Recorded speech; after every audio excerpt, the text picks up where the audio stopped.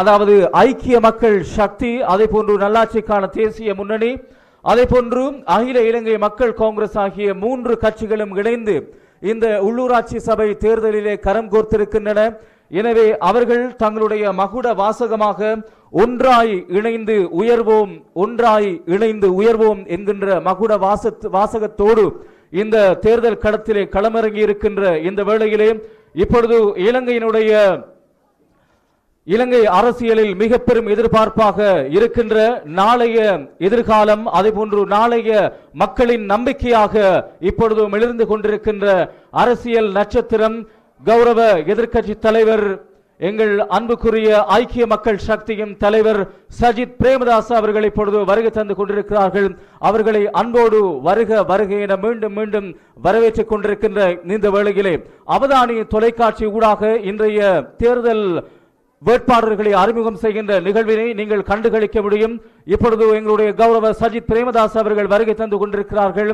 எங்களுடைய இந்த தேர்தல் மக்கள் சந்திப்பிலே மக்களுக்கான முக்கிய விடயங்களை அவர்கள் குறிப்பிட இருக்கிறார்கள்.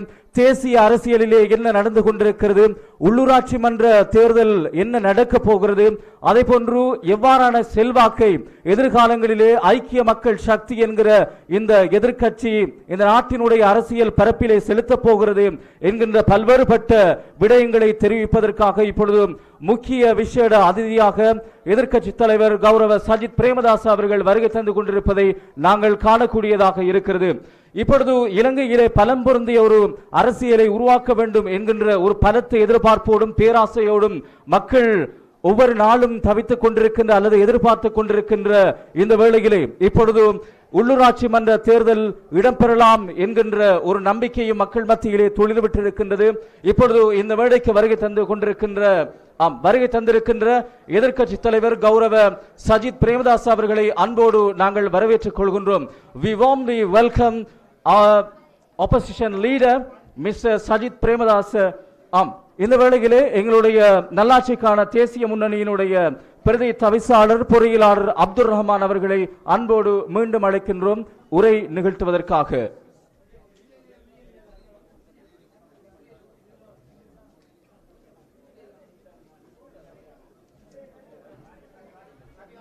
எங்களது இந்த உள்ளூராட்சி மன்ற தேர்தலிலே போட்டியிட இருக்கின்ற வேட்பாளர்களையும் அறிமுகம் செய்து வைக்கின்ற நிகழ்வு இருக்கின்றது. எனவே இந்த இடத்திலே தேர்தல் பிரச்சாரத்தினை அமைதியான முறையில் நடாத்தி செல்வதற்கு இடம் விடுமாறும் தங்களது ஆசனங்களிலே ஒதுக்கப்பட்ட இடங்களிலே எங்களுடைய அன்புக்குரிய ஆதரவாளர்கள் வாக்காளர்கள் அமர்ந்து கொள்ளுமாறும் அன்போடு நாங்கள் கேட்டுக்கொள்கின்றோம். நல்லாட்சிக்கான தேசிய முன்னணியின் பிரதி தவிசாளர் பொறியாளர் அப்துல் ரஹ்மான் அவர்களின் உரையினை நாங்கள் தொடர்ந்தும் கேட்கலாம்.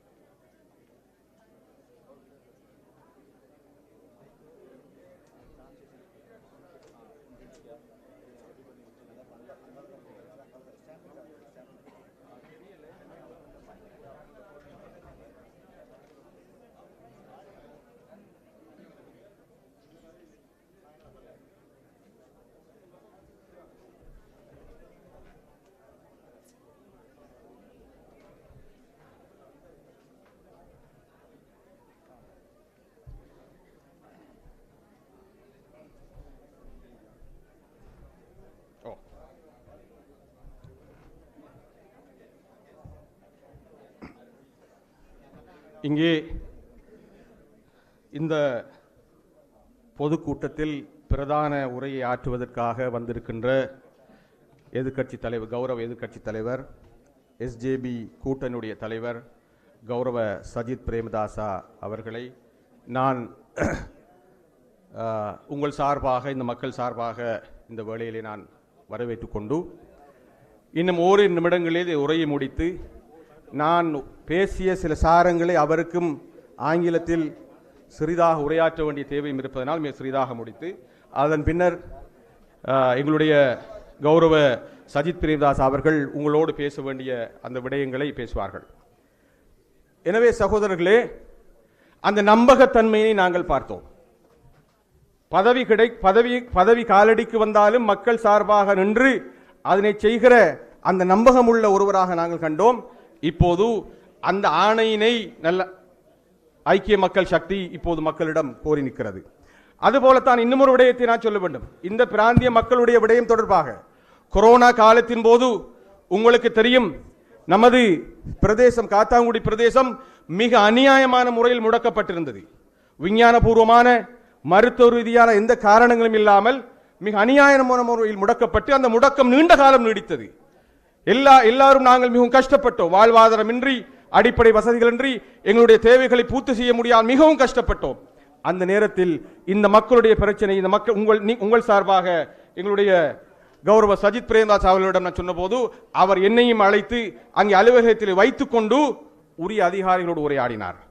அந்த விடயத்தை ஒரு முடிவுக்கு கொண்டு வருவதற்கு, தீர்வு தருவதற்கு உடனடியாக ஒத்துழைத்தார் என்பதன் அடிப்படையில் உங்கள் சார்பாக இந்த தருணத்தில் அதற்காக ஒரு விசேஷமான நன்றியை நான் அவருக்கு சொல்ல வேண்டும். எனவே சகோதரர்களே, நாங்கள் இந்த தேர்தலை நல்லதொரு இலங்கையை, நல்லதொரு சுபிட்சமான எதிர்காலத்தை உருவாக்குவதற்கான அத்திவாரமாக உருவாக்க வேண்டும். அதற்குரிய பொருத்தமான ஒரு கூட்டணியாக ஐக்கிய மக்கள் சக்தி கூட்டணியினை இந்த உள்ளூராட்சி தேர்தலிலே இணைந்து பலப்படுத்தி வெற்றியடை செய்து அந்த நல்லாட்சிக்கான தேசிய முன்னணியுடைய தலைமையிலே களமிறங்கியிருக்கிற அந்த அணி, ஐக்கிய மக்கள் சக்தியினுடைய இந்த அணி இந்த பிரதேசத்திலே ஆட்சி அமைத்து ஒரு அதிகாரமிக்க சக்தியாக, ஆளுங்கட்சியாக மாறி மக்கள் நலன் சார்ந்த நிர்வாகத்தை உருவாக்குவோம். அதனை முழு நாட்டிலும் நல்லதொரு அரசாங்கத்தை உருவாக்குவதற்கான அத்திவாரமாக கொண்டு வருவோம் என்ற விடயத்தை கூறி, let me speak few words in English for the benefit of Honorable Sajith Premadasa.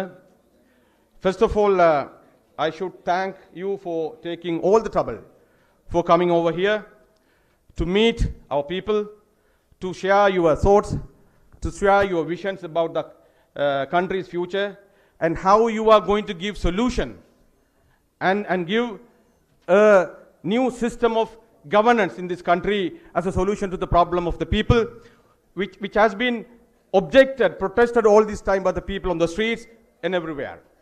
So I take this opportunity on behalf of the organizing committee to welcome you, sir.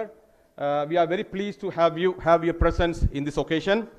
Just before you came in, I was explaining, I was talking about the importance of how intelligently and how responsibly the people should cast their votes if they really want a good government in the future. Actually, in my opinion, we can't do street struggles. We can't do protests every time. The only meaningful way to make a better change in this country is by using the votes, and that's the first opportunity we are getting now. And also, in my opinion, people have protested for a long time. People have chased away a corrupt leader who was leading this country. And people have now proved what they want. And it has been proved that whatever the mandate they got, the Pohotuva government got is invalidated, is no more valid. And now this is the time for a new mandate. And if the people are really keen to have a best government system in the country, and we can't do that from the top, but rather we can do from the bottom. If we want to build a new house, if you are not happy with the house you are living in, and if you think The house that you are living in has been ruined by the people who were responsible for maintaining it. The only option is to build a house, and that cannot be done from the roof. It has to be done from the bottom, from the foundation. And we can see a similar situation in this opportunity of having this election, where you can make a better change in the local government, and that will lead to a better government system in future. And of course, we had a great hope in 2015, and we had a great expectation in 2015, and all of us voted for that. But unfortunately, that did not happen. Unfortunately, that did not happen. And we, this time, must realize why that did not happen, where it went wrong. And based on that, we have to bring about a change based on certain foundation, based on certain principles. So we have to strengthen the opposition. If the opposition is really loyal to the people, if the opposition is really concerned about the people's benefit, then we have to strengthen that. From that perspective only, NFGG, National Front for Good Governance, though it's a small party, we looked at the politics very objectively, very rationally, and we found the opposition leader, honorable opposition leader, as a responsible and honest leader who really voiced for the people, who really had the concern for the interests of the country, and who never resorted to any dishonest activities just to capture the power, as the opposition in the past did. This is the only, so he has proved his loyalty and his honesty being an opposition leader.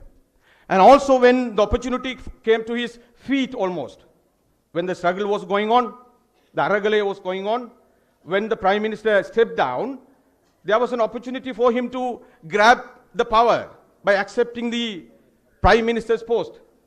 He didn't do that. And he didn't do that. And he consulted everyone. He listened to everyone. The intellectuals, the youth, those who were in the front of the Aragale, and everyone. And he took up a very objective stand, siding with the people. And whereas we found the present president, who was just an MP in the parliament, who went through the back door and grabbed that opportunity, and that unfortunately spoiled the opportunities that was there to make a better change. So that's how NFGG read the honesty, identified the honesty and the integrity, and also his loyalty for the people, loyalty for the country, and also he has proved himself as an opposition leader who can be trusted to lead the change, to make a change, and to lead a government in the future. So that's how NFGG decided to strengthen this opposition. And also, I can't simply forget you, sir. I think you when we had a couple of interaction with you, I was just recalling, relating to them. These people should, our people should know how honestly you came forward and voiced when the cremation issue was there, and when the Muslims were absolutely helpless, and they felt absolutely there was no one to their rescue. But there was a time in the parliament and also outside the parliament, you came out disregarding whatever the political repercussion that can affect your politics in your regions. And when I asked about it, you told me, yes, I spoke with my concerns. I just asked one question. I know clearly it's a great injustice against the Muslim community. I asked one question, as a person who is committed for a politics based on humanities and love all the humanities, what's my duty? I have to voice for this. So I disregarded everything, went to the street, and I protested and I voiced. So that is a point where we realized you honestly, regardless of your political benefits, and we know how other majority of the politicians, how they misuse the opportunities, how they misled the communities, and finally they captured the power, finally ruined the countries also. You didn't do that, so we trust. Similarly, when there was a situation where Kathangudi was particularly affected, I sought your help. when I sent you a message, immediately replied me. Then you invited me to meet you in your office. Then there was a lockdown imposed on Kathangudi on an unfair reason. There was no scientific reason, and also it was a very prolonged lockdown. And people were really suffering because this city is the most densely populated city, and also people are facing a lot of health issues because of the density and in their day-to-day living. The lockdown aggravated the whole thing. So when this was brought to your notice, you immediately contacted the authorities and you did whatever you could do at the time to find a solution for this. So this is the right opportunity to thank you on behalf of the people for the timely help you did at the time. And also, in future, we are sure this community, Kattankudy மக்கள் நமக்கு தெரியும், நமது காணி பிரச்சனை ஏராளமாக இருக்கிறது. எல்லா அரசியல்வாதிகள் மாறி மாறி ஆட்சிக்கு வருகிற எல்லா அரசியல்வாதிகளும் காணி பிரச்சனையை தீர்த்து தருவோம் என்று எல்லோரும் சொல்லியிருக்கிறார்கள். ஏதாவது ஒரு தீர்வு கிடைத்திருக்கிறதா? காத்தான்குடி நகரசபையினுடைய எல்லை சட்டபூர்வமாக உறுதிப்படுத்தி உத்தரவாதப்படுத்தக்கூடிய விடயத்தை கூட இன்னும் செய்ய முடியவில்லை என்பதுதான் யதார்த்தம். அந்த வகையில் நாங்கள் நினைக்கிறோம், இன்ஷா அல்லாஹ் இறைவன் நாடினால் நீங்கள் எல்லோரும் ஒத்துழைத்தால், நமது நாட்டு மக்களும் ஒத்துழைத்தால், இது போன்ற தலைவர்களுடைய தலைமையிலே நல்லதொரு அரசாங்கம் வருங்காலத்தில் அமைக்கிற போது இந்த நாட்டு மக்களுடைய எல்லா மக்களுக்கு சமத்துவமான தீர்வை காணி பிரச்சனை தொடர்பாக, கல்வி பிரச்சனை தொடர்பாக என எல்லா விடயங்களிலும் சமத்துவமான தீர்வை காண முடியும் என்று நம்புகிறோம். அந்த வகையில் நாங்கள் நன்றியுடன் நினைவு கூற வேண்டிய ஒரு விடயம் இருக்கிறது. இங்கே வந்திருக்கிற கௌரவ சஜித் பிரேமதாஸ் அவருடைய தந்தை பல தசாப்தங்களுக்கு முன்னால் வீடமைப்பு அமைச்சராக இருக்கிற போது வீட்டு திட்டத்தை உருவாக்கினார். காத்தான்குடி அப்போது அந்த பிரதேசத்திலே வீட்டு திட்டம் அவசியம்தானா என்ற ஒரு கேள்வி இருந்தது. ஆனால் அது இப்போது நமது மக்கள் வாழ்வதற்குரிய ஒரு எல்லையை விசாலமாக்கி இருக்கிறது. நமது காணி பிரச்சனைக்கு ஓரளவு தீர்வை கொடுத்திருக்கிறது. This city is highly congested and populated, and there is no land mass for the expansion. And one of the severe issue people are facing is the land issue. There has been so many elections that has come, so many people have been elected, and they have got the power, but none of them were able to give a solution for the land issue and also some other critical issues. And we believe a leader like you, who has the real love for the community, regardless of the humanity, regardless of the racial, ethnic or religious any differences, and we believe a new government in future can give solution for all reasonable problems, all justified problems in a more equitable manner for all the communities, including Kathangudi. And in this time, historically I can recall how your father, former president, when he was a minister in charge of housing, he with a far-sighted activities and also with a real vision, he did few housing projects here, which has become partially as a solution for the land issue, for the people to live in a more expanded area in this current context. So this is something we expect in future we can do. And also we believe with your guidance, with your support, we are confident that we can win the election under SJB for this council, Kathangudi Urban Council. Just to give a small brief about what we have been doing, how we have been fighting for the last 17 years to establish a good governance in this city. NFGG has been fighting, struggling with a great vision for this country, for this city, but unfortunately we could not become a ruling party of this council. Now we are happy, we have got together, we have joined hands with a good alliance, a good party led by you, and with this great support and everything, we can become a ruling party in this Kathangudi Urban Council. And when you become a ruling government in future, inshallah, then we are confident that this city can be developed and the problems, the long pending problem, long standing problem of these people can be resolved with the help of the Almighty. இறுதியாக இந்த நிகழ்வு வெறுமனே அரசியல் மேடை பேச்சாக, வெறுமனே துதி பாடலாக அல்லாமல் உண்மைக்குண்மையாக உணர்வுபூர்வமாக ஆற்றப்பட்ட உரைகள் என்பதை நீங்கள் எல்லோரும் புரிந்து கொள்ள வேண்டும். நான் ஆரம்பத்திலே சொன்னது போல எந்த தலைவர்களும் நமக்கு நிரந்தரமானவர்கள் அல்ல. நமது நாட்டு நலனுக்கு, நமது மக்களுக்கு, நமது எதிர்பார்ப்புகளுக்கு விசுவாசமாக அவர்கள் இருக்கிற வரையில் நாங்கள் அவர்களுக்கு ஆதரவளிக்க வேண்டும், பலப்படுத்த வேண்டும். அது எனக்கும் பொருந்தும், இங்கே வந்திருக்கிற கௌரவ சஜித் பிரேமதாஸ் அவர்களுக்கு பொருந்தும், எல்லா அரசியல்வாதிகளுக்கும் பொருந்தும். அதை மக்கள் செய்ய தவறியதன் காரணமாகத்தான் நாங்கள் பிழையானவர்களை பாராளுமன்றம் அனுப்பிவிட்டு பிழையானவர்களை நாங்கள் பிரதிநிதிகள் ஆக்கிவிட்டு கை செய்தப்பட்டு நிற்கிறோம். எனவே நான் நினைக்கிறேன், இந்த இடத்தில் நாம் எல்லாவற்றையும் அனுபவித்து முடித்திருக்கிறோம். இன்னும் ஒரு அனுபவம் நமக்கு தேவையில்லை. எனவே எதிர்வரும் தேர்தலிலே நாங்கள் இந்த கூட்டணியினை, இந்த டெலிபோன் சின்னத்திலே போட்டியிட இந்த கூட்டணியினை பலப்படுத்தி இந்த மண்ணிலே ஒரு ஆட்சி மாற்றத்தை உருவாக்கி அது முழு நாட்டுக்கு முன்மாதிரியான ஒரு ஆட்சி மாற்றமாக ஆட்சியாக இருப்பதற்கு நாம் எல்லோரும் உதவி செய்ய வேண்டும். இது பற்றி உங்களோடு நாங்கள் வருங்காலத்தில் இன்னும் விரிவாக தனித்தனியாக வேறாக நாங்கள் பேச இருக்கிறோம். எனவே இந்த சந்தர்ப்பத்தில் இங்கே வருகை தந்து எங்களை சந்திக்க வருகை தந்த கௌரவ சஜித் பிரேமதாஸ் அவர்களுக்கு நான் மீண்டும் ஒரு முறை அவரை வரவேற்று அவருக்கு நன்றி சொல்லி இந்த கூட்டத்திலே கலந்து கொண்டிருக்கிற உங்கள் அனைவருக்கும் நான் மீண்டும் ஒரு நன்றி சொல்லி விடைபெறுகிறேன். எங்களுடைய நல்ல எண்ணங்களை இறைவன் அங்கீகரித்து சாத்தியமாக்கி இந்த மக்கள் அரசியல் நிர்வாகத்தின் மூலமாக இந்த மக்களுக்கு நல்லதொரு நல்வாழ்வை கொடுப்பதற்கான வாய்ப்பை தர வேண்டும் என்கின்ற பிரார்த்தனையை நீங்களும் செய்ய வேண்டும். ஒவ்வொரு நாளும் நானும் செய்கிறேன். நாம் எல்லோரும் பிரார்த்திப்போம், முயற்சிப்போம். இன்ஷா அல்லாஹ் நமது நல்ல எண்ணங்கள் நிறைவேறும். நீங்கள் எல்லோரையும் நீண்ட நாட்களுக்கு பிறகு இப்படியான ஒரு சபையிலே நாங்கள் எல்லோரையும் சந்தித்து உரையாடியதை பற்றி நான் மகிழ்ச்சி அடைகிறேன். இப்படியான ஒரு வாய்ப்பை தந்த இறைவனுக்கு நன்றி கூறி விடைபெறுகிறேன். அஸ்ஸலாமு அலைக்கும் வரஹ்மத்துல்லாஹி வபரகாத்துஹு.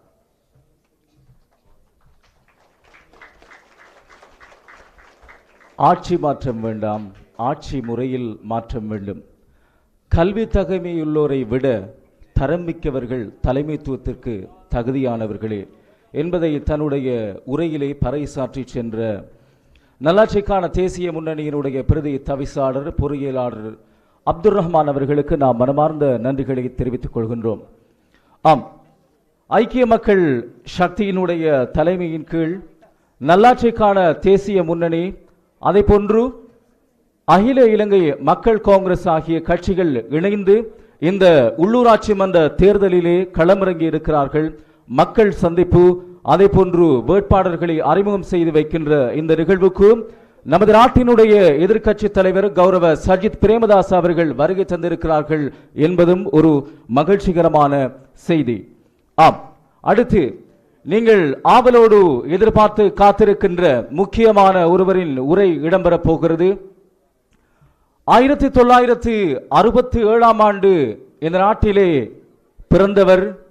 அதன் பிறகு தன்னுடைய இளமை காலத்தை வெளிநாடுகளிலே உயர் கல்விக்காக செலவிட்டவர். அதை போன்று முன்னாள் ஜனாதிபதி ரணசிங்க பிரேமதாஸ் அவர்கள் அகால மரணம் அடைந்த பிறகு 1994 ஆண்டு அரசியலிலே காலடி எடுத்து வைத்தவர். யார்? சத்தமா சொல்லுங்க, யாரு? நல்ல சத்தமா. கௌரவ சஜித் பிரேமதாச அவர்கள். ஆம், அவர்களை இப்பொழுது உரை நிகழ்த்துவதற்காக அன்போடு இந்த மேடைக்கு அழைக்கப் போகின்றோம். மீளங்கட்ட அப்பி கரு விபக்ஷ நாயக்க சஜித் பிரேமதாச மெதித்துமான்ட்ட கதா කරන ආරාධනා කරනවා. I would like to invite to the speech our honorable opposition leader Mr. Sajith Premadasa. எங்கே உங்களது உற்சாகமான கரகோஷங்கள்?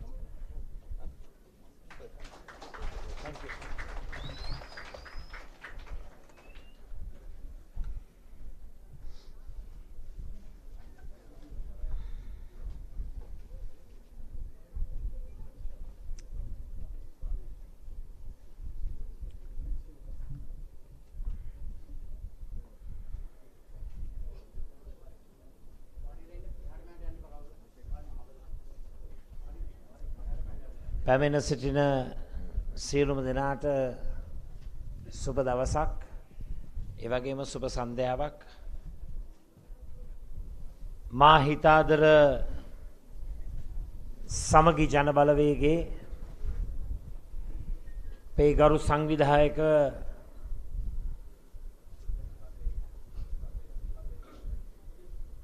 ඉංජිනේරු රහුමාන් මැතිතුමා ප්‍රමුඛ කාතන්කුඩි බල ප්‍රදේශයේ අපේ පළාත් පාලන අපේක්ෂක මහත්ම මහත්මීන් සියලු දෙනා ඇතුළු අද මේ ස්ථානයට සහභාගී වී සිටින දයාබර හිතාදර මව්වරුන් පියවරුන් සහෝදර சகோதரியන් ඔබ සමගින්ම අවසරයි. ஐக்கிய மக்கள் சக்தியினுடைய அமைப்பாளர், எனக்கு மிக நெருக்கமான பொறியியலாளர் திரு ரகுமான் அவர்களே, அதே போல இங்கே வந்திருக்கக்கூடிய ஐக்கிய மக்கள் கட்சி சார்பாக வேட்பாளர்களாக தெரிவு செய்யப்பட்டிருக்கக்கூடிய வேட்பாளர்களே, கட்சியினுடைய அங்கத்தவர்களே, தொண்டர்களே, இங்கே வந்திருக்கக்கூடிய தகப்பன்மார்களே, தாய்மார்களே, சகோதர சகோதரிகளே, சிறுவர்களே, உங்கள் அனைவரையும் விழித்துக்கொண்டு අද දිනේ මම මේ කාත්තන්කොඩි බල ප්‍රදේශයට පැමිණියේ අපේ හිතවත් ගරු සංවිධායක ඉංජිනේරු රහුමාන් මැතිතුමාගේ නායකත්වයෙන් කාත්තන්කොඩි බල ප්‍රදේශයේ සමගි ජන බලවේගයේ පළාත් පාලන මැතිවරණය තහවුරු කරලා මේ කාත්තන්කුඩි බල ප්‍රදේශයේ ජනතාව මුහුණ දෙන ප්‍රශ්නවලට, ගැටලුවලට විසඳුම් ලබා දීමේ මූලික පියවර තබන්නටයි අද ඔබ අප සියලු දෙනාම ඒකරාශී වෙලා සිටින්නේ. நான் மிகவும் மகிழ்ச்சி அடைகிறேன். காத்தாங்குடி இப்பிரதேசத்துக்கு நான் வருகை தந்தமையிட்டு உங்களை சந்திக்க வாய்ப்பு கிடைத்தமையிட்டு மகிழ்ச்சி அடைகிறேன். குறிப்பாக எங்களுடைய அமைப்பாளர் திரு பொறியியலாளர் திரு ரகுமான் அவருடைய அழைப்பின் பேரில் இன்று இந்த வேட்பாளர் அறிமுக நிகழ்விலே கலந்து கொண்டு எதிர்கால எங்களுடைய திட்டங்கள் தொடர்பாக, அதே போல உங்கள் மத்தியிலே காணப்படக்கூடிய பிரச்சனைகள், கேள்விகள் தொடர்பாக முதல் கட்டமாக ஒரு தீர்வை பெற்றுத்தரக்கூடிய ஒரு ஒன்றுகூடலாக நான் இந்த ஒன்றுகூடலை நான் பார்க்கிறேன். සමගි ජන බලවේග ජයග්‍රහණයත් සමග ප්‍රථමයෙන්ම අපි ජාතික සමගිය ස්ථාපනය කරනවා. ඒ වගේම අපේ ජයග්‍රහණයත් සමග පාර්ලිමේන්තු බලය, අගමැති බලය, ජනාධිපති බලය එනකන් අපි බලන් ඉන්නේ නැහැ. කාත්තන්කුඩි කොට්ටාසේ අධ්‍යාපන ශාස්ත්‍රය, සෞඛ්‍ය ශාස්ත්‍රය වැඩි දියුණු කරන්නට අපි මූලික පියවර තබනවා කියන එක මම මේ අවස්ථාවේ ප්‍රකාශ කර සිටිනවා. உண்மையிலே இந்த காத்தாங்குடி தொகுதியிலே இந்த பிரதேச சபையினுடைய வெற்றியினை தொடர்ந்து நான் நினைக்கிறேன், அதாவது தேசிய ஒற்றுமை ஒருமைப்பாட்டை நோக்கி நாங்கள் நகர வேண்டும். எனவே இந்த காத்தாங்குடி பிரதேசத்திலே ஒரு பாரிய அபிவிருத்தியினை நாங்கள் கொண்டு வர வேண்டுமாக இருந்தால் நான் நினைக்கிறேன் நிச்சயமாக கல்வியிலே ஒரு புரட்சியை நாங்கள் ஏற்படுத்த வேண்டும். எனவே கல்வி கற்கக்கூடிய மாணவர்கள் மத்தியிலே நாங்கள் முதல் கட்ட அபிவிருத்தியினை இந்த காத்தாங்குடி பகுதியிலே எங்களுடைய வெற்றியை தொடர்ந்து நாங்கள் ஆரம்பிக்க இருக்கிறோம். මම පහුගිය අවුරුද්දේ දෙසැම්බර් මාසේ 22 මඩකළු බ්‍රෝහලට ඇවිල්ලා ලක්ෂ 40ක් වටිනා කිඩ්නි ඩයලිසිස් මැෂින් එකක් අපේ හුස්ම වැඩසටහන යටතේ පරිත්‍යාග කරයි කියන එක මම ආඩම්බරෙන් මතක් කර සිටිනවා. இந்த சந்தர்ப்பத்தில் நான் மிக பெருமையாக நான் கூறிக்கொள்ள விரும்புகிறேன். கடந்த வருடம் டிசம்பர் மாதம் 22ஆம் தேதியிலே மட்டக்களப்பு போதனா வைத்தியசாலைக்கு வந்து 40 லட்சம் ரூபாய் பெறுமதியான ஒரு கிட்னி டயாலிசிஸ் இயந்திரம் ஒன்றினை அந்த வைத்தியசாலைக்கு நாங்கள் வழங்கி இருந்தோம் என்பதை நான் மிக பெருமையாக நான் கூறிக்கொள்ள விரும்புகிறேன். මාර්තු 9 වෙනිදා කාත්තන්කුඩි සභාව අපේ සංවිධායක ඉංජිනේරු රහුමාන් මැතිතුමාගේ නායකත්වයෙන් අපේ කණ්ඩායම ජයග්‍රහණය කරනකොට මම රටේ ජනාධිපති වෙනකම් බලන් ඉන්නේ නැහැ. කාත්තන්කුඩි රෝහල දියුණු කරන්නටත් පාසල් පද්ධතියට බස් රථයක් පරිත්‍යාග කරන්නටත් මම නැවතත් වරක් පැමිණෙනවා කියන එක මේ අවස්ථාවේ ප්‍රකාශ කරනවා. எதிர்வரும் மார்ச் மாதம் 9ஆம் தேதி நாங்கள் அனைவரும் ஒரு தேர்தலுக்கு முகம் கொடுக்க இருக்கிறோம். அந்த சந்தர்ப்பத்திலே அந்த தேர்தலுக்கு முகம் கொடுத்து இந்த காத்தாங்குடி வட்டாரத்திலே காணப்படக்கூடிய இந்த உள்ளூராட்சி மன்ற சபையை நாங்கள் வெற்றி கொள்ளும் சந்தர்ப்பத்திலே நான் உங்களிடத்திலே கூறிக்கொள்ள விரும்புகிறேன். நாங்கள் அரசாங்கத்தை பெற்றுக்கொள்வதற்கோ அல்லது நான் ஜனாதிபதி ஆகுவதற்கோ நான் அந்த சந்தர்ப்பத்திலே அதற்கு முற்பட போவதில்லை. காத்தாங்குடி சபையை கைப்பற்றியவுடன் நான் காத்தாங்குடிக்கு விரைந்து வந்து காத்தாங்குடி மக்கள் சார்பாக எங்களால் முடிந்த விடயங்களை எதிர்க்கட்சியில் இருந்து கொண்டே நாங்கள் நிச்சயமாக இந்த மக்களுக்கு செய்து தருவோம் என்ற உத்தரவாதத்தினை வழங்கிக் கொள்ள விரும்புகிறேன். මාර්තු 9 වෙනිදා රටේම පළාත් පාලන ආයතන 341 බලය සමගි ජන බලවේගයට ලැබෙනකොට කිසි දෙයකට බය වෙන්න එපා. ඊටමත් ඉක්මනින් ජනතාවගේ වරමෙන් පාර්ලිමේන්තු බලයත් ජනාධිපති බලයත් සමගි ජන බලවේගය ලබා ගන්නවායි කියන එක මම මේ අවස්ථාවේ ප්‍රකාශ කරනවා. இலங்கையில் கிட்டத்தட்ட 341 உள்ளூராட்சி மன்றங்கள் காணப்படுகின்றன. நான் உறுதியாக கூறிக்கொள்ள விரும்புகிறேன், எதிர்வரும் மார்ச் மாதம் 9ஆம் தேதியிலே நாங்கள் இந்த 341 பிரதேச உள்ளூராட்சி மன்றங்களுக்கான அதிகாரத்தை நாங்கள் கைப்பற்றுவோம். அது மாத்திரமல்ல, அதனை தொடர்ந்து வரக்கூடிய பாராளுமன்ற தேர்தலில் நாங்கள் அதிகாரத்தை கைப்பற்றுவோம். தொடர்ச்சியாக வரக்கூடிய ஜனாதிபதி தேர்தலில் நாங்கள் அதிகாரத்தை கைப்பற்றுவோம் என்று கூறிக்கொள்ள விரும்புகிறேன். මට හොඳට මතකයි නිවාස හා ඉදිකිරීම ඇමතිවරයා හැටියට අවස්ථා ගණනාවකදී මම මඩකලපුවට ආවා. මඩකලපු දිස්ත්‍රික්කයට ආවා. උදා ගම්මාන රාශියක් ඉදි කරා. නමුත් කාත්තන්කුඩි බල ප්‍රදේශයේ ජනතාවගේ ප්‍රශ්නවලට අලුත් විසඳුම් අවශ්‍යයි. මේ බල ප්‍රදේශයේ ඉඩම් හිඟයක් තිබෙනවා. මං හිතන්නේ එක ගෙදර 90 පවුල් 2 3 4 ජීවත් වෙනවා. මේ 90 පවුල් වලට කොහොමද අපි නිවසක අයිතිය ලබා දෙන්නේ? මේ 90 පවුල් වලට කොහොමද නිවසක අයිතිය තුලින් ප්‍රාග්ධන ශක්තියක් තිබෙන පවුලක් බවට පත් කරන්නේ? house owning democracy, නිවාස අයිති කරගැනීමේ ක්‍රියාවලිය ක්‍රියාත්මක වෙන ප්‍රජාතන්ත්‍රවාදයක්. නිවසක් කියන්නේ මොකක්ද? it's an asset, එක සම්පතක්. නිවසක් ලබා දෙනවා කියන්නේ මොකක්ද? සවි බල ගැන්වීමක්, empowerment. ඉතින් තමුන්නාන්සලාට කියන්න කැමති කාත්තන්කුඩි බල ප්‍රදේශයේ නිවාස ප්‍රශ්නයට මම දකින විදියට ඉඩම් සම්පත සීමා සහිත තත්වයක අපි මහල් නිවාස වැඩසටහන් වලට යන්න සිද්ධ වෙනවා. ඒක තව දුරටත් අපිට ඕන විදියට කරනවා වෙනුවට ප්‍රජාවත් එක්ක සාකච්ඡා කරලා මේ ප්‍රදේශයේ කමියුනිටි එකත් එක්ක සංවාදයක් ඇති කරගෙන කැමැත්ත අකමැත්ත හොයලා බලලා පහලින් ඉහළට ගලා එන bottom up decision making process, පහලින් ඉහළට ගලා එන ප්‍රතිපත්ති සම්පාදන වැඩසටහනක් තුළින් කාත්තන්කුඩි බල ප්‍රදේශයේ නිවාස ප්‍රශ්නයට තිරසර විසඳුමක් ලබා දෙනවා කියන එක මම මේ අවස්ථාවේ ප්‍රකාශ කරනවා. கடந்த காலத்திலே நான் வீடமைப்பு அமைச்சராக இருக்கும் பொழுது இந்த மட்டக்களப்பு பகுதிக்கு நான் அடிக்கடி வந்ததுண்டு. வீடுகளை அது திட்டங்களை ஆரம்பித்து வைக்கவும், அதே போல ஆரம்பிக்கப்பட்ட திட்டங்களை திறந்து வைக்கவும். ஆனால் என்னால் காத்தாங்குடிக்குள் வர முடியாமல் போய்விட்டது. அதற்கான காரணம் இந்த காத்தாங்குடி பகுதியிலே காணிக்கான தட்டுப்பாடு அதிகமாக காணப்படுகிறது.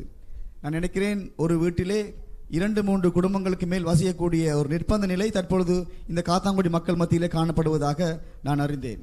எனவே அந்த காணி இல்லாத காரணத்தினால் வீட்டு திட்டங்களை கூட இங்கே அமைப்பதற்கு எங்களால் முடியாமல் இருந்தது. ஆனால் நான் உறுதியாக கூறிக்கொள்ள விரும்புகிறேன், இதற்கான ஒரு திட்டத்தை நாங்கள் வகுக்க வேண்டும். எங்களுடைய மலரடுக்கு நல்லாட்சியிலே நாங்கள் அதற்கான திட்டத்தை வகுக்க இருக்கிறோம். அது கிட்டத்தட்ட எங்களுக்கு காணி இல்லாத காரணத்தினால் நாங்கள் தொடர்மாடி வீடுகளுக்கு நாங்கள் செல்லக்கூடிய வாய்ப்புகள் எங்களுக்கு இருக்கிறது. அதனை தனியாக நான் ஒருவனாக தீர்மானித்து அதனை செயற்படுத்துவது என்பது அது அவ்வளவு சால சிறந்ததாக இருக்காது. எனவே இந்த பகுதியிலே காணப்படக்கூடிய சிறந்த கல்விமான்கள், புத்திஜீவிகள், அதே போல சங்கங்களுடைய பிரதிநிதிகள், பொதுமக்கள் இப்படியானவருடன் கதைத்து பேசி நாங்கள் ஒரு முடிவுக்கு வர வேண்டும். அதன் பிற்பாடு அந்த முடிவிலே காணப்படக்கூடிய முடிவை நாங்கள் செயற்படுத்துவது மூலமாக நாங்கள் தொடர்மாடி வீடுகளுக்கு செல்ல முடியும். எனவே நான் நினைக்கிறேன் நிச்சயமாக அதாவது வீட்டு உரிமையினை பெற்றுக்கொள்ளும் திட்டம் என்ற ஒரு திட்டத்தின் கீழாக நாங்கள் ஒவ்வொருவருக்கும், அதாவது இது என்னுடைய வீடு என்று உரிமை கொள்ளக்கூடிய அளவுக்கு நாங்கள் ஒருவருக்கு அந்த வாய்ப்பை வழங்க வேண்டும். எனவே எதிர்வரும் எங்களுடைய ஆட்சியிலே இதற்கான அனைத்து விடயங்களையுமே நாங்கள் திட்டமிட்டு உங்களுக்கு கண்டிப்பாக செய்து தருவோம் என்ற உறுதியினை சந்தர்ப்பத்தில் வழங்கிக் கொள்ள விரும்புகிறேன். අද දවසේ පැවැත්වෙන 7 වෙනි රැස්වීම මේක. අපි පටන් ගත්තේ පොතුවිල් වලින්. ඉන් පසුව අපි ගියා තිරුක්කෝවිල්. තිරුක්කෝවිල් වලින් පස්සේ අපි ගියා අක්කරේපත්තු. අක්කරේපත්තුවෙන් පස්සේ අපි ගියා අම්පාරට. අම්පාරෙන් පස්සේ සමන්තොරේ. සමන්තොරෙන් පස්සේ පද්දිරිප්පු. පද්දිරිප්පුවෙන් පස්සේ දැන් මේ කාත්තන්කුඩි. කාත්තන්කුඩි වලින් පස්සේ මම යනවා කල්කුඩාවට. එතනින් තමයි දවස අවසන් වෙන්නේ. දැන් මම ඔබතුමන්ලාට කියන්නට ඕන, අද දේශපාලන ශේෂ්ත්‍රයේ ඉන්න බොහෝ දෙනෙකුට මේක කරන්න බෑ. ඇයි? ඒගොල්ලන්ට හති වැටෙනවා. ප්‍රේමදාසලට හති වැටෙන්නේ නැහැ. අපිට පුළුවන් නොනවතින ජනතා සේවයක් කරන්න. අපිට තියෙනවා ස්ටැමිනාර් එක. ඔව්, දවසම රැස්වීම කරනකොට මහන්සිලා ඔබතුමන්ලගේ මුහුණු දකිනකොට අපිට ශක්තිය, ප්‍රාණය ලැබෙනවා. ඒක තමයි මිනිස්සු එක්ක බද්ධ වුණු දේශපාලනය. මම කවදාවත් මිනිස්සුන්ගෙන් ඈත් වෙලා දේශපාලනය කරලා නැහැ. රණසිංහ ප්‍රේමදාස මැතිතුමත් මිනිස්සු අතර ඉපදිලා මිනිස්සු අතරමයි මිය ගියේ. සජිත් ප්‍රේමදාසත් යන ගමන ඒ ගමනයි කියන එක මන් තමුන්නාසලට ප්‍රකාශ කරනවා. இது என்னுடைய 7வது சந்திப்பு ஒன்று கூடல். இன்று காலையில் நாங்கள் ஆரம்பித்தோம் பொத்துவிலே, தொடர்ச்சியாக திருக்கோவில், அதன் தொடர்ச்சியாக அக்கரைப்பற்று, அதன் தொடர்ச்சியாக அம்பாறை, அதன் தொடர்ச்சியாக சம்மாந்துறை, அதன் தொடர்ச்சியாக பட்டிருப்பு, அதன் தொடர்ச்சியாக தற்பொழுது காத்தாங்குடி. இத்துடன் முடிவதில்லை, நாங்கள் தொடர்ச்சியாக கல்குடாக்கு செல்ல இருக்கிறோம். அதன் பிற்பாடு தான் எங்களுடைய நாள் இங்கே முடிகிறது. திருக்கோவில்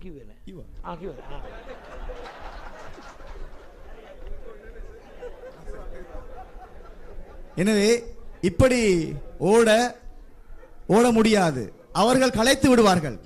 ஆனால் நான் கூறுகிறேன், ரணசிங்க பிரேமதாசனுடைய ரத்தம் ஒருபோதும் கலைத்து விடாது. நாங்கள் கலைக்கப் போவதில்லை. உங்களுடைய முகங்களை காணும் பொழுது கலைத்து வரும் எங்களுக்கு ஒரு உத்வேகம், ஒரு உற்சாகம் ஏற்படுகிறது. அந்த உற்சாகம்தான் இந்த பயணத்தை தொடர்ச்சியாக எங்களை செய்ய வைக்கிறது. நான் ஒன்றை கூறிக்கொள்ள விரும்புகிறேன். என்னுடைய தந்தை மக்கள் மத்தியிலே உதயமாகி உருவாகி இருந்தார், மக்கள் மத்தியிலே உயிர் நீத்தார். சஜித் பிரேமதாச என்னுடைய பயணமும் அப்படித்தான் இருக்கு என்பதை நான் கூறிக்கொள்ள விரும்புகிறேன். මට ස්ටැමිනා එක තිබ්බට දැන් රාජපක්ෂලට ස්ටැමිනා එක නැහැ.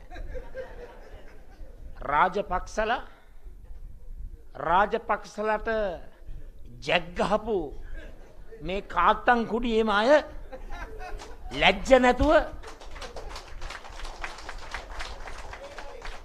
ජාතිවාදය අවුස්සලා තමන්ගේ ආගම ජාතිය පාවලා දීලා දැන් ස්ටැමිනා එක නැතුව දැන් හති වැටි ඉන්නවා. රට තුල තියෙන්න ඕන ජාතික සමගිය, ජාතික එකමුතු භාවය, ආගම් අතර සමගිය, ජාතීන් අතර සමගිය. ඔබ මම බෙදෙන්නේ නැහැ. ඔබ අප සියලු දෙනාම එක අම්මගේ තාත්තගේ දුවා දරුවන්. අපි ඔක්කොම එකයි. සිංහල මුස්ලිම් දමිල බර්ගර් නෙවෙයි. ශ්‍රී ලාංකිකත්වය. හැබැයි දැන් පොහොට්ටුවට ජාතිවාදයේ අවුස්සලා හති වැටිලා හොම්බ පොළොවේ යනගෙන දැන් ඒගොල්ලෝ ගිමන් හරිනවා. පොහොට්ටුවට ජැක් ගහපු හොරු ටික දැන් වෙන සිම්බල් වලින් ඉදිරිපත් වෙනවා. මතක තියාගන්න, කවදාවත් අමතක කරන්න එපා. කොරෝනා කොවිඩ් සමයේ ආදාහනය භූමිදානය ප්‍රශ්නේදී මේ රටේ ඉස්ලාමීය ප්‍රජාවට කරේ බරපතල අසාධාරණයක්, බරපතල වරදක්. ඒක කරේ වෙන මොනවත් නිසා නෙවෙයි, සෞඛ්‍ය හේතුන් මත නෙවෙයි, සයන්ස් විද්‍යාව නිසා නෙවෙයි, මුස්ලිම් වරුන්ට තියෙන විරෝධය නිසා.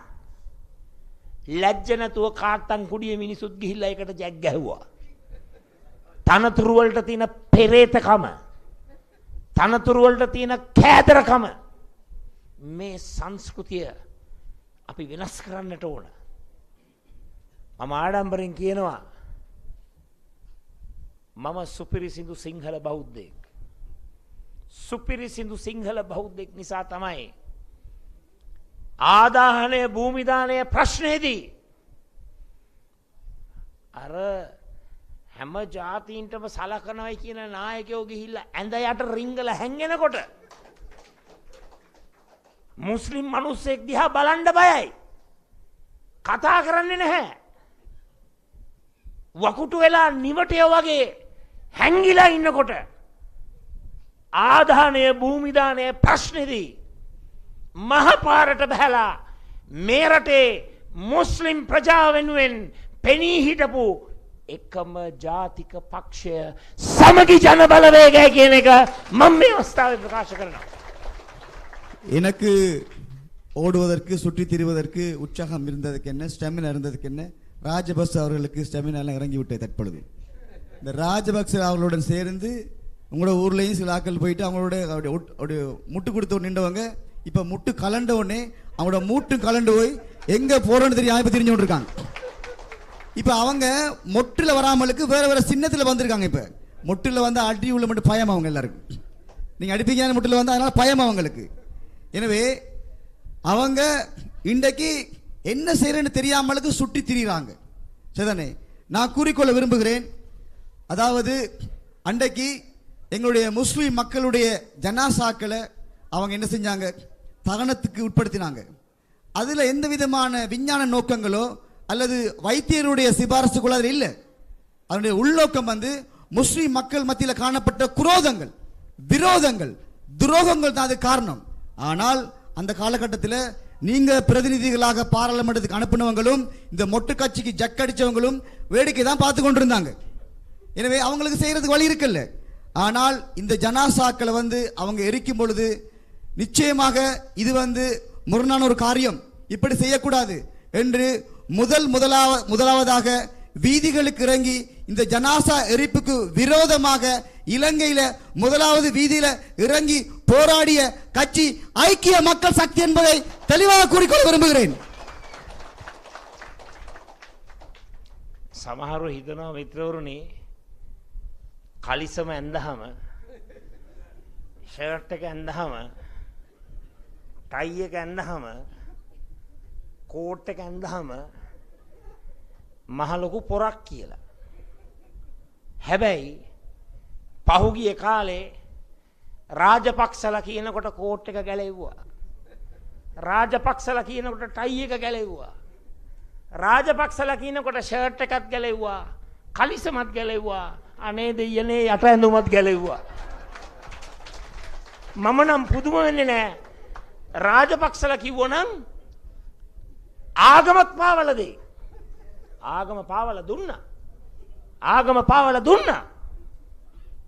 භූමි දාණය ආදාහන ප්‍රශ්නදී නිවටයෝ වගේ කටවහගෙන හිටියා.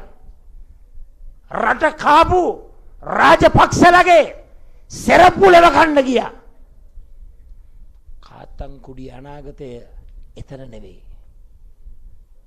කාත්තන්කුඩි අනාගතය උගත් බුද්ධිමත් නිහතමානී මහත්මා දේශපාලනයේ ක්‍රියාත්මක කරන රහුමාන් මැතිතුමාගේ නායකත්වයෙන් ක්‍රියාත්මක වෙන සමගි ජන බලවේගයේ காத்தங்குடி கண்டாயமாய் කියන එක මම මේ අවස්ථාවේ මතක් කරනවා. அன்பானவர்களே, இந்த ராஜபக்ச அவர்கள் கூறும் பொழுது, அதாவது சிலர் இந்த டை ஒன்று கட்டி ஷர்ட் ஒன்று போட்டு ட்ரவுசர் ஒன்று போட்டு அவங்க நினைக்கிறாங்க நாங்கள் ஒரு பெரிய ஆக்கள்னு சொல்லி. ஆனால் அவங்கள பார்த்து ராஜபக்ச ஷர்ட்டை கலட்டு, டையை கலட்டு, எல்லாத்தையும் கட்டிட்டாங்க. கடைசியாக அவங்க உள்ளுக்கு போடுறதையும் கலட்டுறதுக்கு ரெடி ஆகிட்டாங்க ராஜபக்ச சொன்ன உடனே. சிலர் தங்கள் பெருசா மதியக்கூடிய அவங்களுடைய மதத்தை கூட அவங்க காட்டி கொடுக்க ரெடியா இருந்தாங்க, காட்டி கொடுத்தாங்க. உங்களுக்கு தெரிஞ்சிருக்கும், அது இந்த ஜனாசா எரிப்புல நீங்க எல்லாம் பார்த்திருப்பீங்க, பாராளுமன்றத்தில் இடம்பெற்றது. இப்படி ராஜபக்சனுடைய அவங்களுடைய பாதனைகளை நக்குற அளவுக்கு சிலவங்க இருந்தாங்க. ஆனால் நான் பார்க்கிறேன், இந்த காத்தாங்குடி மக்களை பொறுத்தவரையில் அவங்க மத்தியில் ஒரு கௌரவம் இருக்கிறது. அவங்க நிறைய கல்விமான்கள் இருக்கிறாங்க, அவங்களுக்கு ஒரு சுய கட்டுப்பாடு இருக்கிறது, அவங்களுக்கு ஒரு சுய கொள்கைகள் இருக்கிறது.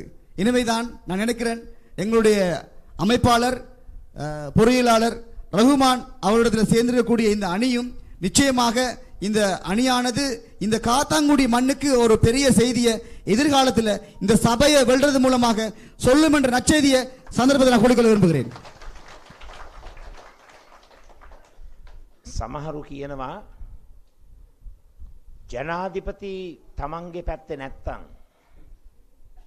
අගමැති ඇතුළු ආණ්ඩුව තමන්ගේ පැත්තේ නැත්තම්, ආණ්ඩුකාරවරයා තමන්ගේ පැත්තේ නැත්තම්, පළාත් සභාවේ බලය තමන්ගේ පැත්තේ නැත්නම් පළාත් පාලන ආයතන වලින් මොනවත් කරන්න බැහැයි කියලා. ඒක වැරදි. අපි මේ මතය වෙනස් කරනවා. අපි ආරම්භ කරනවා ජාත්‍යන්තර සිස්ටර් සිටි බ්‍රදර්හුඩ් රිලේෂන්ස් වැඩසටහන. ලෝකේ පෝසත් රටවල් වල පළාත් පාලන ආයතනත් මේ රටේ පළාත් පාලන ආයතන 341ත් අපි එකට එක්කහු කරනවා. ඒ සම්බන්ධතාවය ඇති කරනවා. එතකොට රිසෝස් ෆ්ලෝ එකක් අපේ රටට එනවා. සම්පත් ගලා යෑමක් අපේ රටට එනවා. අපේ පළාත් පාලන ආයතන වල හැම පළාත් පාලන ආයතන බල ප්‍රදේශයකටම දානපති සත්කාරක කැපකරු ක්‍රමයක් අපි දානපති ආයතනයක් සම්බන්ධ කරනවා හැම පළාත් පාලන ආයතනයකට. කාත්තන්කුඩි සභාවටත් අපි ඒ දේ කරනවා. මතක තියාගන්න මිත්‍රවරුනි, මේ රටේ කිසිම දවසක විපක්ෂයක් කවදාවත් සංවර්ධනය කරලා නැහැ. අපි කරලා තියෙනවා. රජයේ පාසල් 70කට ලක්ෂ 3442ක් 344.2 මිලියන් මිලියන 344.2ක් වටිනා බස් රථ රජයේ පාසල් 70කට පරිත්‍යාග කළා තියෙනවා. රජයේ රෝහල් 56කට ලක්ෂ 1719ක් වටිනා රෝහල් උපකරණ පරිත්‍යාග කළා තියෙනවා. 171.9 මිලියන්. කවදාවත් කිසිම විපක්ෂයක් කරලා නැහැ. රජයේ පාසල් 22කට ලක්ෂ 178ක් වටිනා කම්පියුටර්ස්, ප්‍රින්ටර්ස්, ස්මාර්ට් බෝඩ්ස් පරිත්‍යාග කරලා තියෙනවා. මේ වගේ සේවාවක් මේ රටේ කිසිම විපක්ෂයක් ක්‍රියාත්මක කරලා නැහැ. ඒ නිසා කාත්තන්කුඩි සභා බල ප්‍රදේශයේ ඉන්න ඔබලා අපේ ගමන ගැන කිසිම සැකයක් තියාගන්න එපා. දිනපු හැටියේ සෞඛ්‍ය ශේෂ්ත්‍රයයි අධ්‍යාපන ශේෂ්ත්‍රයයි නංවාලන්නට වෙන කවුරුත් නෙවෙයි සමගි ජන බලවේගයේ කාත්තංකුඩි මංගල සභා රැස්වීමට අමුත්තෙක් හැටියට මමම එනවා මේ ප්‍රදේශයේ අර බස් රථයේ ඉල්ලන පාසලේ බස් රථයත් රැගෙන මම පැමිණෙනවා කාත්තංකුඩි රෝහල දියුණු කරන්නට උපකරණත් සමග පැමිණෙනවාමයි කියන එක ඔබ සියලු දෙනාටම ප්‍රකාශ කරමින් ආදරණීය කාත්තංකුඩි ප්‍රදේශයේ ජනතාවට ජය වේවා සමගි ජන බලවේගයේ අපේ කාත්තංකුඩි කණ්ඩායමට ජය වේවා ජය வේවා ජය වේවා කියා ප්‍රාර්ථනා කරමින් සියලு දෙනාටම அஸ்ஸலாமு அலைக்கும். அன்பானவர்களே, சிலர் நினைக்கிறார்கள் இந்த நாட்டிலே சேவை செய்ய வேண்டுமாயிருந்தால் நாங்கள் சபையை கைப்பற்ற வேண்டுமாயிருந்தால் ஜனாதிபதி நம் பக்கம் இருக்க வேண்டும், பிரதமர் நம் பக்கம் இருக்க வேண்டும், ஆளுநர் நம் பக்கம் இருக்க வேண்டும், அல்லது தவிசாளர் நம் பக்கம் இருக்க வேண்டும் நினைக்கிறார்கள். ஆனால் அந்த முறை தவறானது. இந்த காத்தாங்குடி பிரதேச சபையினை கைப்பற்றும் பட்சத்திலே நாங்கள் அதற்கான ஒரு நீண்ட கால திட்டத்தை வைத்திருக்கிறோம். அதாவது உள்ளூராட்சி மன்ற சபைகளைப் போலவே அயல் நாடுகளிலும் உள்ளூராட்சி மன்றங்கள் காணப்படுகின்றன. அங்கே பெரிய பாரிய அளவிலான கம்பெனிகள் இருக்கின்றன. எனவே அப்படியான அதாவது ஒரு செல்வாக்கு மிக்க ஒரு பொருளாதார புரட்சி மிக்க ஒரு நிறுவனத்துடன் நாங்கள் இந்த சபைகளையும் நாங்கள் இணைக்க இருக்கிறோம். இலங்கையிலே 341 சபைகள் இருக்கின்றன. 341 சபை